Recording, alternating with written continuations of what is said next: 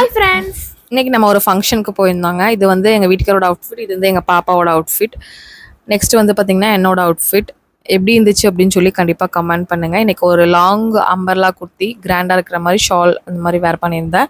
இன்றைக்கி வந்து தேராபந்த் கல்யாண மண்டபத்தை தான் வந்து பார்த்திங்கன்னா நாங்கள் போயிருந்தோம். இவங்க வந்து பார்த்திங்கன்னா எங்கள் வீட்டு பக்கத்தில் குடியிருந்தவங்க. இவங்களுக்கு வந்து இவங்க பையனுக்கு வந்து பார்த்திங்கன்னா கல்யாணம். அதனால் வந்து பார்த்திங்க அப்படின்னா எப்பயுமே சொல்லிகிட்டே இருப்பாங்க, ராஜ் கல்யாணம் வச்சா கண்டிப்பாக நீ வரணும் அப்படின்னு சொல்லி சொல்லுவாங்க. அதே மாதிரி நாங்களும் போயிருந்தோம். இவங்க வந்து என்னோடய அம்மா.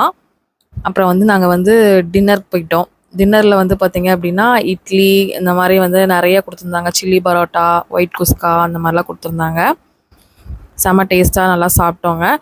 நாங்கள் வந்து பார்த்திங்கன்னா கொரோனா டைம் இந்த மாதிரிலாம் இருக்கும்போது பக்கத்தில் என்ன செஞ்சாலும் ஷேர் பண்ணிக்கிறது இந்த மாதிரிலாம் பண்ணிவிட்டு நாங்கள் வந்து ரொம்ப ஜாலியாக வந்து பார்த்திங்கன்னா சொந்தக்காரங்க மாதிரி தான் பேசிகிட்டு இருப்போம். நம்ம அக்கம் பக்கம் வந்து பார்த்திங்கன்னா கண்டிப்பாக நம்ம எல்லாருமே ஃப்ரெண்ட்ஷிப்பாக இருப்போம் இல்லையா, அந்த மாதிரி தான் நாங்களும் ஃப்ரெண்ட்ஷிப்பாக இருப்போம்.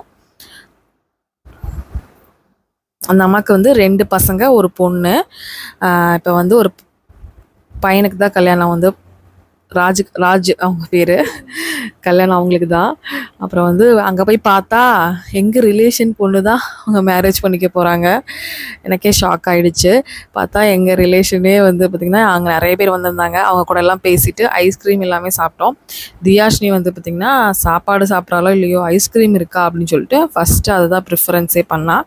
அதை அப்புறம் சாப்பிட்டுட்டு அதில் சாக்கோ சிப்ஸ்லாம் போட்டிருந்தாங்க. ரொம்ப டேஸ்ட்டாக இருந்துச்சு. அதுக்கப்புறம் நிச்சயதார்த்தம் மாதிரி பண்ணியிருந்தாங்க. நாளைக்கு தான் கல்யாணம். சூப்பராக இருந்துச்சு. அப்புறம் வந்து பொண்ணுக்கு எல்லாமே சீரது எல்லாமே பண்ணியிருந்தாங்க. அப்புறம் மாப்பிள்ளையை பார்த்தோன்னா எப்படி இருக்கீங்க அப்படின்னு கேட்டாங்க. நல்லா இருக்கேன், இருங்க ஒரு கிளிப்பிங் எடுத்துக்கிறேன் அப்படின்னு சொல்லிட்டு எடுத்துட்டேன்.